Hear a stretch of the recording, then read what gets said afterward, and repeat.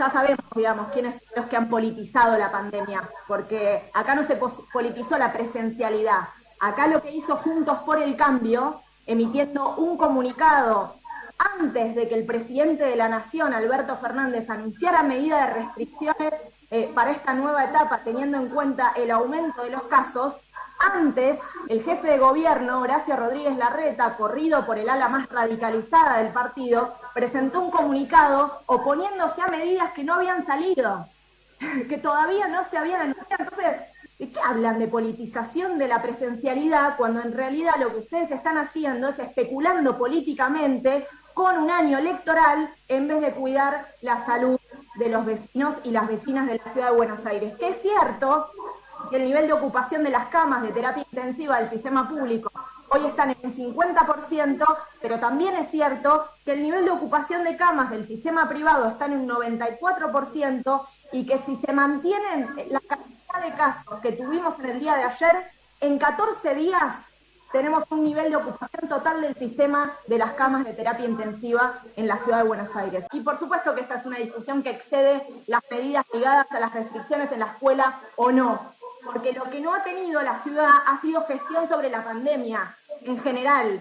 Y por supuesto que tiene que ver con el cierre de comercios, con otras restricciones. Y para nosotros y nosotras, hablar de la restricción de la presencialidad, de pensar la bimodalidad, de pensar escenarios que tiendan a generar un proceso que tienda a fortalecer la virtualidad en escenarios tan críticos como los actuales, no están desprendidos de otro tipo de medidas. Lo que pasa es que esas medidas económicas que tienen que tomar tienen que estar acompañadas del acompañamiento a los sectores que necesitan que el gobierno de la Ciudad de Buenos Aires tome medidas al respecto, más allá de la extensión impositiva del ABL en 2 o 3 meses de los comerciantes de la Ciudad de Buenos Aires. Y si discutimos educación, hay 3 preguntas que me gustaría hacerles sobre las filminas, que me parecen fundamentales, porque si no pareciera que estamos hablando de realidades paralelas, y yo estoy segura que bien saben lo que está ocurriendo hoy en las escuelas y que lo que hacen con el resto del abordaje de la pandemia, ¿no? Esto de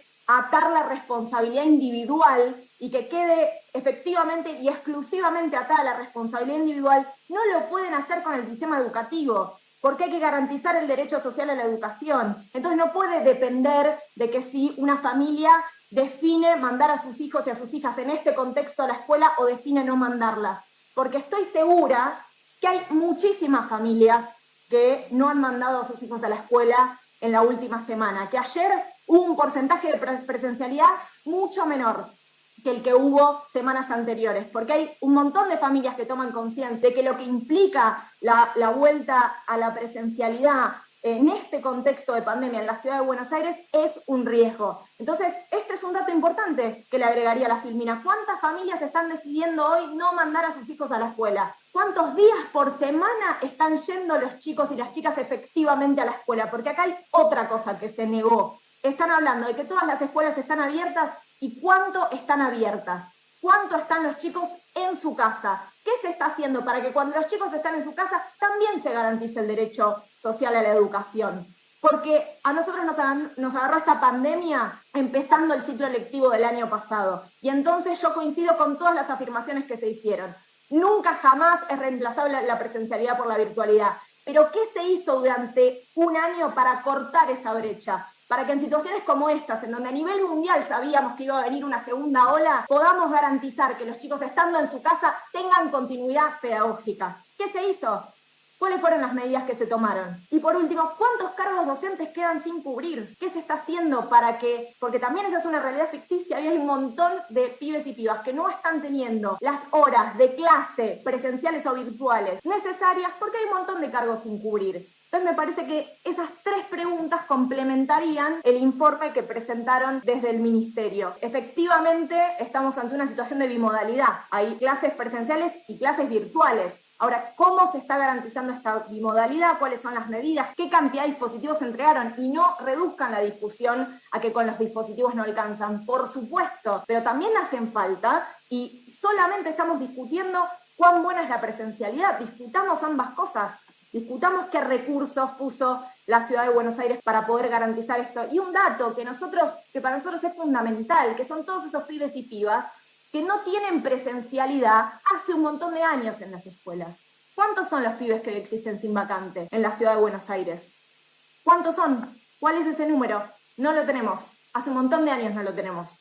Y me parece que sería bueno también que esté sobre la mesa. Respecto a la vacunación, sabemos que se ha empezado a vacunar a los docentes, queremos saber qué porcentaje de docentes se han vacunado, sabemos también que los centros de primera infancia son espacios en donde asisten un montón de pibes y pibas de nivel inicial que no cuentan con una vacante en el sistema formal de educación y que entonces la ciudad complementa con los centros de primera infancia, cuyos docentes que solo trabajan en CPI no han sido incorporados al calendario de vacunación. Preguntarles también por la situación de los trabajadores de jornada extendida. Acá se habló de la importancia de jornada extendida, de la cantidad de horas, etcétera. Bueno, ¿hay despidos en jornada extendida? ¿Hay despidos en los CAI? ¿Hay despidos en la escuela de maestros? ¿O en realidad tenemos que hablar de cese de contratos por el nivel de precariedad que tienen estos trabajadores? Y queremos saber exactamente cuál es ese número, por qué se establecen despidos de trabajadores en un contexto como estos.